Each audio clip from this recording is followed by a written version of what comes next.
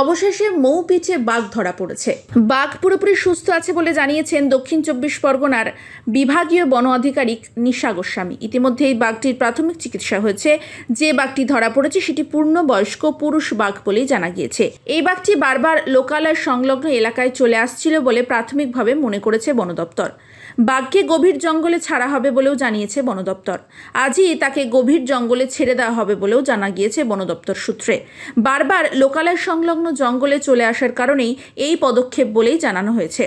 বন দপ্তরে প্রায় ৮০ জনের একটি টিম এই অভিযানে ছিল। লোকালয় সংলগ্ন এলাকায় বাঘের খবর পেয়েই দ্রুত পদক্ষেপ নেওয়া হয়েছে বলেই জানান নিশা গোস্বামী। রবিবার গভীর রাত্রে অবশেষে খাঁচাবন্দি মৌপিঠের বাঘ। বরাবরই এই বাঘ জঙ্গল পেরিয়ে লোকালয়ে চলে আসছিল। রবিবার সকালে কিশোরী মোহনপুর এলাকায় বাঘ আসার খবরে নজরদারি চালানোর পরে জঙ্গলের চারিদিক ঘিরে দেয় বন দপ্তরের কর্মীরা। তাতেই বাঘের গতিবিধি সীমাবদ্ধ হয়।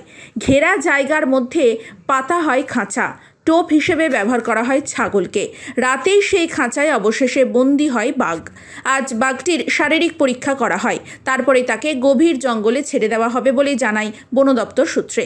এক সপ্তাহের মধ্যে তিনবার বাঘের হানা মৌপিঠে।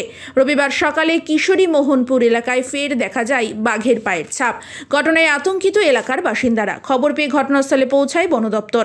বাঘের গতিবিধি লক্ষ্য করে জঙ্গলের মধ্যে প্রায় ১ কিলোমিটার মতো জায়গা ঘেরা হয়। তারপরে খাঁচা পেতে সাফল্য পায় বন দপ্তর।